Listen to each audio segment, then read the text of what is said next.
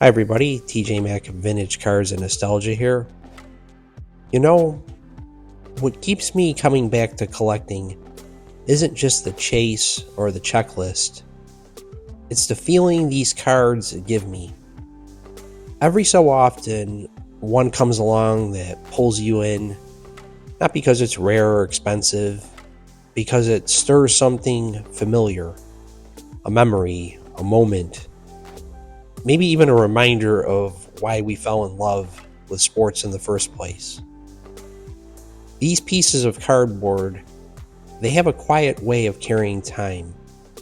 They hold the texture of their era, the colors, the photography, even the imperfections. When I look at them, I just don't see a player or a team. I see the world around them, what the game felt like back then. Now today I've got 5 new pickups that cover 4 decades in 3 sports. Each one has its own rhythm, its own story, and together they say a lot about why I collect and why this hobby still means so much to me. Let's start with the 1950s in this 1955 Bowman Phil Rizzuto. And my viewers know how much I appreciate the 55 Bowman set. It's one of those designs that feels like an era unto itself. But what I've come to love even more about it isn't just the famous wooden TV frame. It's what the frame represents. When I look at this card, I picture being back in the 50s, the glow of the television, the sound of Mel Allen's voice calling the game, and Phil Rizzuto, the scooter, darting around the infield for the Yankees. This design just evokes the feel of that era. Now, I wasn't looking for this Rizzuto at the time, but it came at a great price. It was $36.50 all in. But honestly, the value is in the story it tells. The back even mentions his rough 1954 season when he hit only 195, and yet there's something endearing about the honesty. It's not glossed over, it's real. At this point, his time as the Yankees shortstop was winding down, soon to be passed along to Billy Hunter, then Gil McDougall, and eventually Tony Kubek. Now there's a quiet dignity to Rizzuto here, a man who had seen it all, nearing the end of his playing days, and on the cusp of a second act in the broadcast booth, where he'd win over a whole new generation of fans, including me, who grew up watching him on WPIX. And that's what I love about vintage. A simple piece of cardboard can carry you through decades of baseball history in one glance. Next up, we move from the diamond to the ice and into the 1960s. And here's one of the most dynamic players of his generation, Bernie Boom Boom Geoffrion of the Montreal Canadiens. This is from the 1961 Parkhurst set, one of my absolute favorite hockey designs of the 1960s. It's a colorful background with the team logo showering down, and it's packed with such personality. This 51 card set, featuring the Maple Leafs, Red Wings, and Canadiens, is a beauty, and many of its cards will draw your eye when displayed. Now, before Bobby Hull's thunderous slap shot came along, it was Geoffrion and Andy Bathgate who were known for having the hardest shots in the league. And in 1961, Boom Boom was at his peak, coming off a season where he scored 50 goals, becoming only the second player ever to reach that milestone, following Rocket Richard's feat back in 1945. Now think about that. 15 years between 50 goal scorers. Geoffrion bridged 2 eras of hockey, from the early original 6 days into what would later be the modern scoring age. He was brash, emotional, and incredibly skilled. The kind of player who could get the Forum crowd roaring every time he wound up for a shot. And this card captures him perfectly. You can almost imagine the flash of the red sweater, the echo of the crowd, and the crisp sound of skates cutting through the ice. Now this is my 5th card from this set, and every time I pick one up, I think more and more about building the full set someday. But for now, I'm content adding cards like this one, pieces that have a historical and emotional weight. You know, one of the things I've always loved about cards from the 1970s and early 80s is the way they captured the feel of the game. Not just the action, but the atmosphere. Take this 1974 Topps Larry Brown, for instance.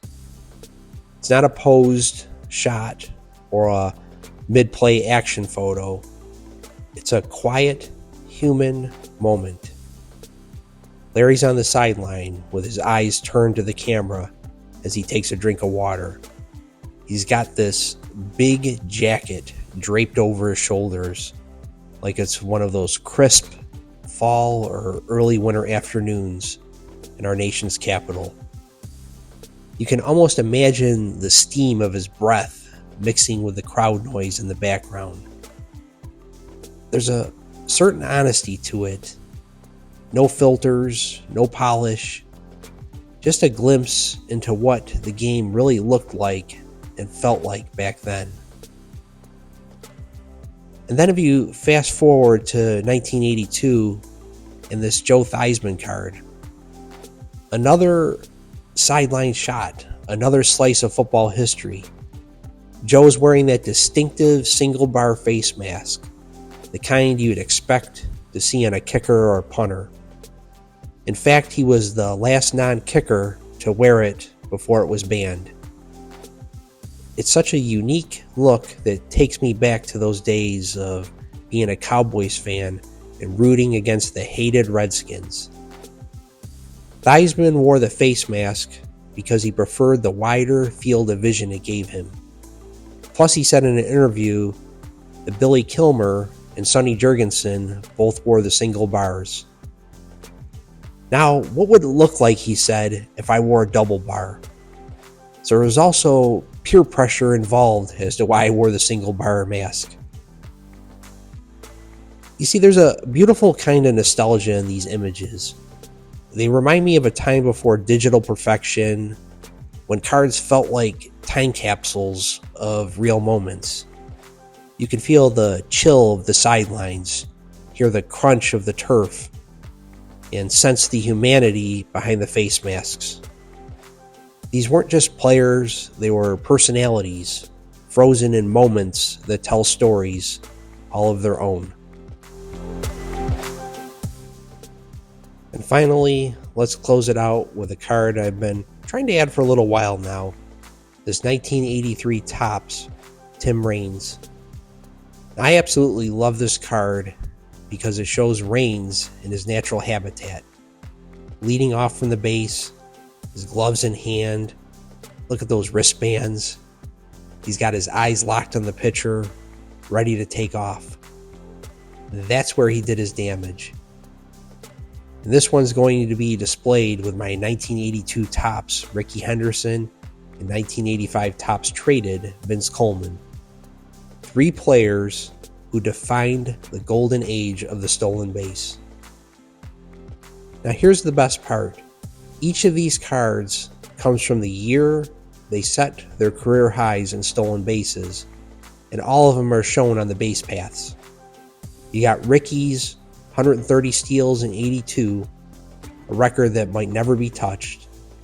Raines, who stole 90 in 83, which was a testament to pure precision and timing that he was known for. And Vince Coleman, who set the bar early, stealing 110 bases in his electrifying 1985 rookie year.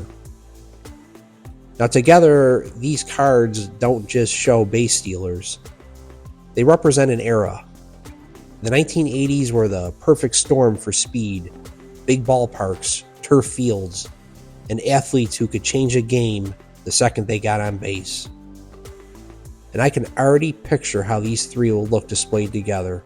Three dynamic runners, frozen in time, each one on the verge of chaos, reminding us when speed ruled the game. And every time I look at them, I'll think of that feeling. The crowd rising, the pitcher glancing nervously, and the sudden burst of motion. It was baseball at its most thrilling. So, there you have it. 5 cards, 4 decades, 3 sports, and a lifetime of collecting memories, all in one showcase. Each card connects to a different piece of sports history, but more than that, they connect to why we collect in the first place. It's about those emotional threads, the players, the memories, the eras that shaped us. From Rizzuto's twilight years, to Boom Boom's booming shot, to Larry Brown's quiet toughness, Joe Theismann's swagger, and Tim Raines' electric speed. Every one of these cards brings something different to the table. And that's the beauty of this hobby. It's not about chasing value or condition. It's about connection. These cards, they let us hold history in our hands. And for just a moment, we feel like we're a kid again, watching our heroes. For me, that's what collecting's all about. Not just owning history, but feeling it. I hope everybody has a great weekend. Until we talk again, take care.